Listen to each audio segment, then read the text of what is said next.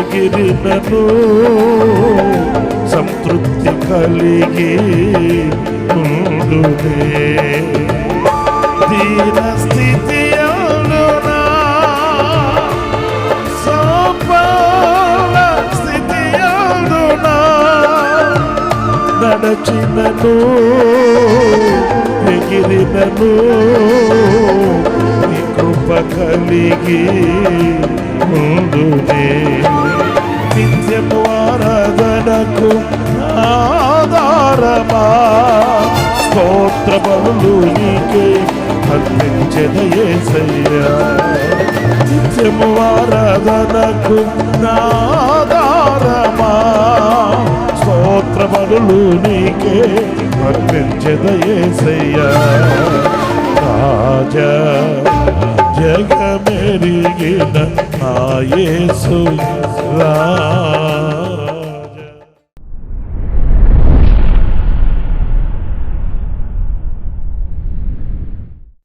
Praise the lord. ప్రభు అయిన యేసుక్రీస్తు నామంలో మీ అందరికీ హోసన్నా మినిస్ట్రీస్ తరపున హృదయపూర్వకమైన వందనాలు తెలియపరుస్తున్నాను. ప్రభు మిమ్మల్ని ఆశీర్వదించి దీవించునుగాక. ప్రియులారా, పరిశుద్ధ గ్రంథంలో యెహెజ్కేలు గ్రంథం 2వ అధ్యాయం 1వ వాక్యాన్ని నేను చదువుతున్నాను, ఆలకించండి. నరపుత్రుడా, నీవు చక్కగా నిలువబడుము, నేను నీతో మాటలాడవలెను. ప్రియులారా, చూడండి, వాక్య భాగంలో ప్రభువు మాట్లాడాలి అని ఆశిస్తున్నాడు. దానికి ఏమని ఆదేశిస్తున్నాడు? నీవు చక్కగా నిలువబడుము. అంటే ఆయన మనతో మాట్లాడాలంటే మనం చక్కగా నిలబడినటువంటి అనుభవంలోనికి రావాలి. చక్కగా నిలబడడం అంటే ఏదో లేచి నిల్చోవడం అని కాదండి. మనము అన్ని విషయాలలో ఒక స్థిరత్వాన్ని కలిగిన వారమై ఉండాలి. ఈ స్థిరత్వాన్ని ఎప్పుడైతే మనం కలిగిన వారమై ఉంటామో ప్రభు మనతో మాట్లాడడానికి ఇష్టపడతాడు అనేది ఈ వాక్యంలో మనం గమనించాలి. కొందరికి ఈ స్థిరత్వం లేనందువలన దేవుని ఆలోచనను వాళ్ళు పొందుకోలేరండి. దేవుని యొక్క ప్రణాళికను తెలుసుకోలేరండి. దేవుని చిత్తాన్ని గ్రహించలేరండి. ఎందుకంటే కనిపెట్టి నిలిచి ఉండడం, వేచి ప్రభు యొక్క ఆలోచనను తెలుసుకోవడం వాళ్ళకి లేదు గనుక ఒక్క విషయమై 10 మందిని ఆలోచన అడుగుతారు. ఆ 10 మందిలో వాళ్ళకి నచ్చి మెచ్చిన వాళ్ళ ఆలోచన తీసుకుంటారు. కానీ ఈ విషయంలో దేవుని సంకల్పం ఎలా ఉంది, ప్రభు ఏమని సెలవిస్తున్నాడు? మన పితరుల చరిత్రలో మనం వెళితే చాలా పర్యాయములు వాళ్ళు ప్రభు దగ్గరికి వెళ్ళి, నీవు సెలవిస్తే, నీ సెలవైతే అనే మాటని దేవుణ్ణి అడిగినట్లు మనం లేఖనాల్లో మనం చదువుతామండి. దావీదు కానివ్వండి, యెఫ్తా కానివ్వండి, సమూయేలు కానివ్వండి, ఇలా చాలామంది దైవజనుల యొక్క జీవిత అనుభవాలలో మనం గమనించినప్పుడు నీ సెలవైతే, నీ చిత్తమైతే ఇలా ఎందుకు అడిగారు అనంటే వాళ్ళు ఆయన ఆలోచన మీద ఆధారపడ్డారు గనుక, ఆయన తలంపుల మీద ఆధారపడ్డారు గనుక, ఆయన చిత్తాన్ని తెలుసుకోవాలని ఆశించారు గనుక ఆయన ఆలోచనను అడిగారండి. కొంతమంది అలా కాదు. వాళ్ళ మనసుకు తోచినట్లు అటు ఇటు పరుగులు తీస్తూ ఏ సహాయం ఎక్కడి నుంచి వస్తుందోనని దిక్కులు చూస్తూ పరుగులు తీస్తూ ఉన్నందువలన దేవుని ఆలోచన, దేవుని సంకల్పం దూరం అయిపోతుందని చెప్పడంలో ఎలాంటి సందేహం ఏమీ కూడా లేదండి. ఇక్కడ అందుకే నేను నీతో మాట్లాడాలనుకుంటున్నాను. నువ్వు సరిగా నిలబడు, నీ మనసును కుదుటిపాటు చేసుకో, నీ మనసును స్థిరపరచుకో. నా ప్రియ సహోదరులారా, ఈ రోజున అలా మనం నిలబడగలిగితే ఇక్కడ ఇంకొక సందేహం కూడా వస్తుంది. ఎక్కడ నిలబడాలి? ఆధ్యాత్మికమైన కొన్ని విలువలు మనం బైబిల్లో చూసినప్పుడు లూకా సువార్తలో చక్కటి మాట మనకు కనబడుతుందండి. 21వ అధ్యాయం 36వ వాక్యం నేను చదువుతున్నాను. మీరు జరగబోవు వీటి నెలను తప్పించుకొని మనుష్య కుమారుని ఎదుట నిలవబడుటకు శక్తి గలవారగునట్లు. ఇక్కడ మనం గమనించవలసింది, మనం దేవుని ఎదుట నిలబడాలట. నేను చెప్పాను కదండి,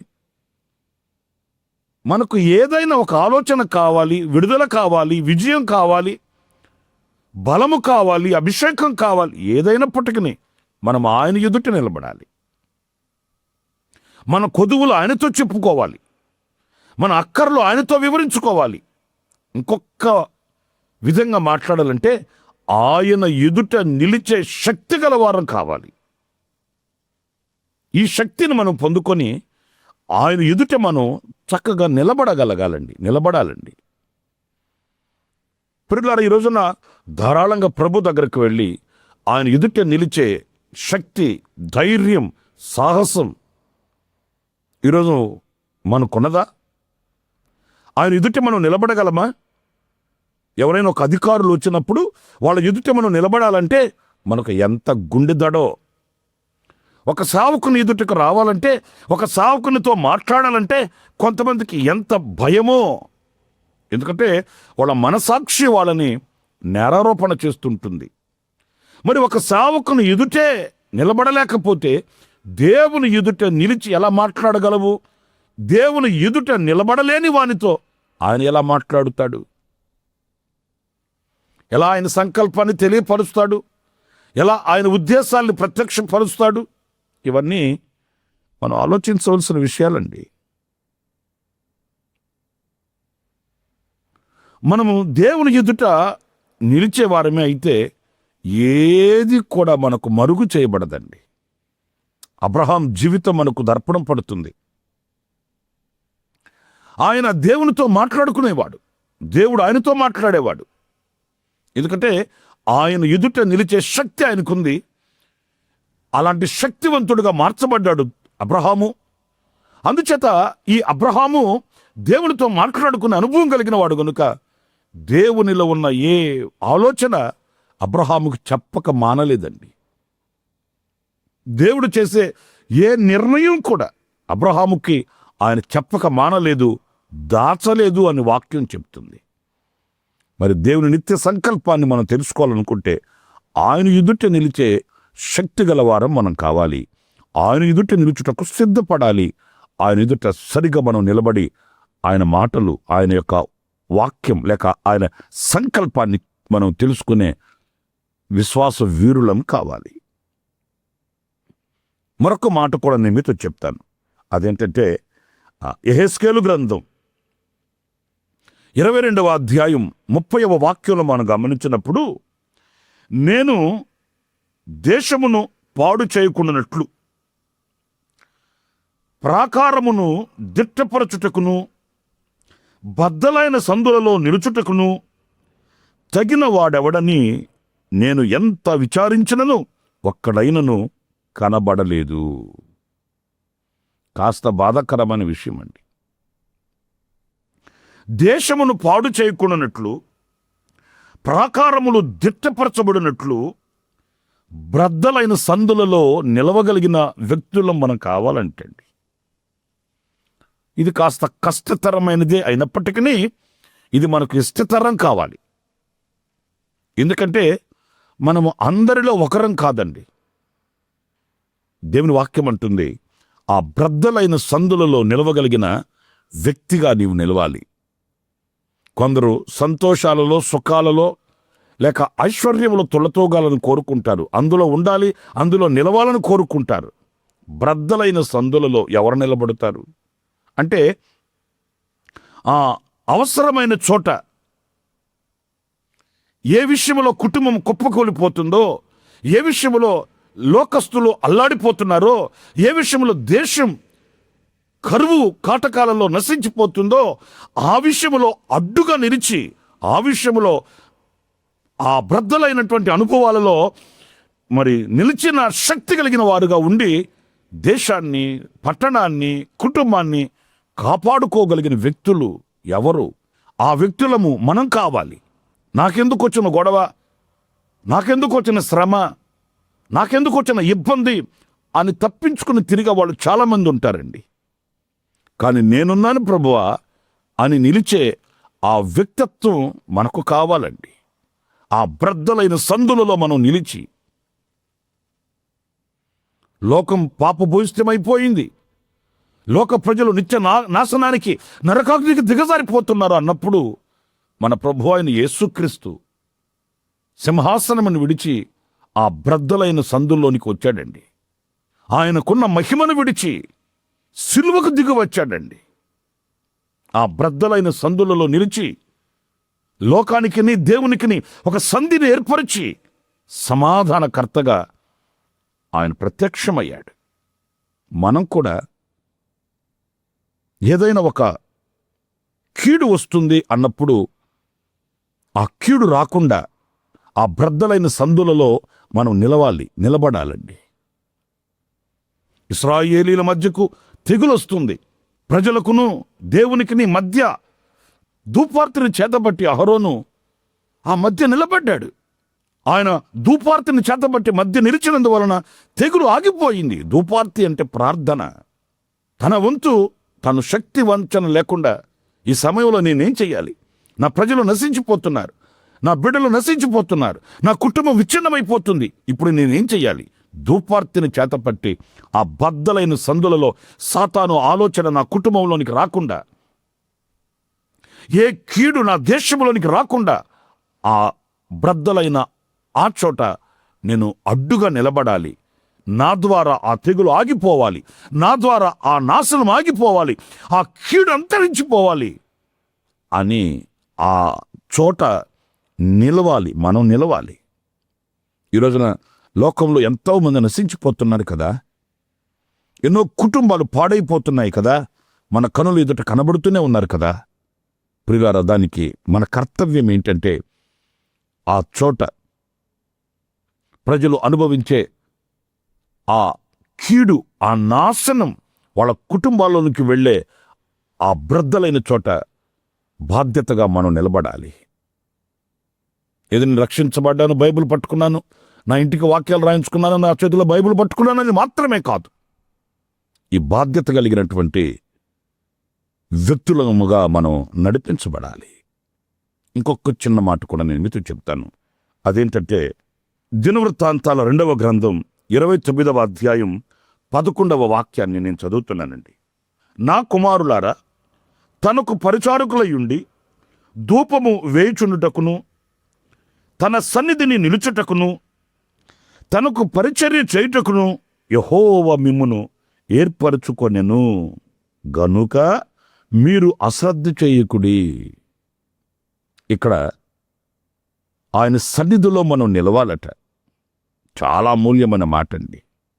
ఆయన మనతో మాట్లాడాలి కదా, ఆయన సన్నిధిలో మనం నిలవాలి. ఆయన ప్రసన్నత కలిగిన చోట మనం ఉండాలి. ఆయన ప్రత్యక్షత కలిగిన చోట మనం నిలవాలండి. మనము ఉన్నతంగా నిలవాలని, ఉన్నతమైన బ్రతకాలని ఆశిస్తాము. దానికంటే ఉన్నతమైన శ్రేష్టమైనది దేవుని సన్నిధి. ఎంత ఉన్నతమైనది అనేది ఒక మాట నేను మీతో చెప్తాను. దావీదుకి దేవుడు ఎంత ఘనతనిచ్చాడు అనంటే ఇక అంతకి మించిన ఘనత ఇంకొకటి లేదండి. ఆ దేశాలకి ఒక రాజుగా దేవుడు చేశాడు. రాజునకు మించిన స్థానం ఎవరిదండి? ఇక దేవునిదే.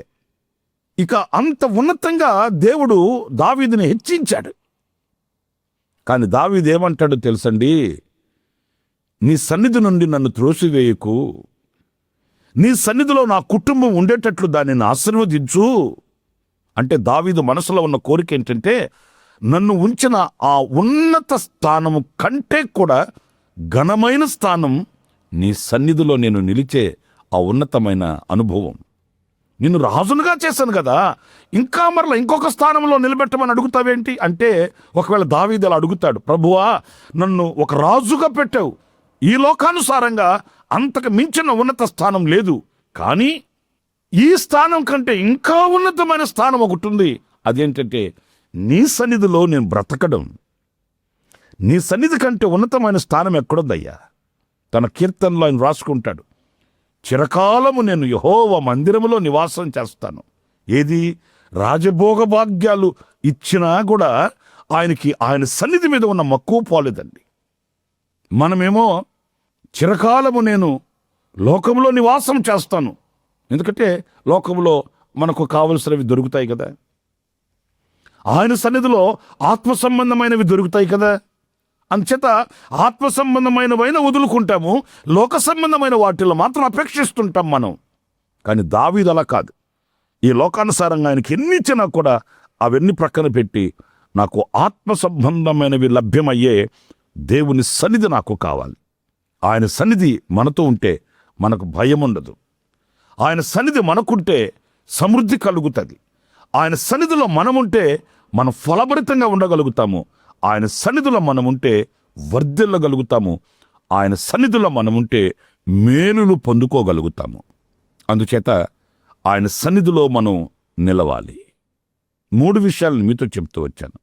1, దేవుని ఎదుట మనం నిలవాలి. 2, బ్రద్దలైన సందులలో మనం నిలవాలి. 3, ఆయన సన్నిధిలో మనం నిలవాలి. అలాంటి కృప దేవుడు సమృద్ధిగా మనందరికీ అనుగ్రహించునుగాక. ఆమెన్. తలల వంచని చిన్న ప్రార్థన చేసుకుందాం. కృపా సత్య సంపూర్ణుడా, జీవాధిపతి అయిన ప్రభువా, మీకు వందనాలు. ఆనాడు యెహెజ్కేలుకు మీరు పలికిన ఆ మాటల్ని నేను నీతో మాట్లాడాలి, నీవు చక్కగా నిలబడమని ఆనాడు మీరు పలికిన ఆ మాటల్ని మరికొన్ని విషయాలు మేము తలంచుకోవడానికి మీరు ఇచ్చిన అవకాశం కొరకానికి స్తోత్రాలు. నేనా ప్రభువా, మేము నీ ఎదుట నిలవాలి. అలాంటి శక్తి మీరు మాకు అనుగ్రహించండి. బ్రద్దలైన సందులలో మేము నిలవాలి. అలాంటి మనస్సుని మీరు మాకు ప్రసాదించండి. నీ సన్నిధిలో మేము నిలవాలి. అలాంటి తీర్మానాన్ని మీరు మాకు అనుగ్రహించండి. మమ్మల్ని మీ చేతులకు సమర్పించుకుంటూ ఈ మాటలు వింటున్న ప్రతి బిడ్డను పేరు పేరు వంతున మీరు ఆశీర్వదించి, వారి కుటుంబాలను ఆశీర్వదించి, వారి యొక్క కార్యకలాపాలు, చేతి పనులు, ఉద్యోగాలు, వ్యవసాయాలు, విద్యారంగం సమస్తము కూడా నాయన మీరు దీవించి మీ బిడ్డల్ని సాక్షులుగా వాడుకున్నామని ఆశ్చర్యకరమైన మీ హస్తానికి మీ బిడ్డలను అప్పగిస్తూ యేసు నామములో ప్రార్థన చేసి వేడుకొనుచున్నాను తండ్రి. ఆమేన్. ప్రభు మిమ్మల్ని ఆశీర్వదించి దీవించునుగాక. ఈ దినమంతా విశేషమైన కృప నా దేవుడు సమృద్ధిగా మీకు అనుగ్రహించునుగాక. ఆమేన్. ప్రతిదినము ఈ అనుదిన కృపాను సందేశముల కొరకు, ఇంకా మరిన్ని ఆత్మ సంబంధమైన సందేశాల కొరకు ఈ మా యూట్యూబ్ ఛానల్ ను సబ్స్క్రైబ్ చేసుకోండి. Pastor Ramesh hosanna ministries.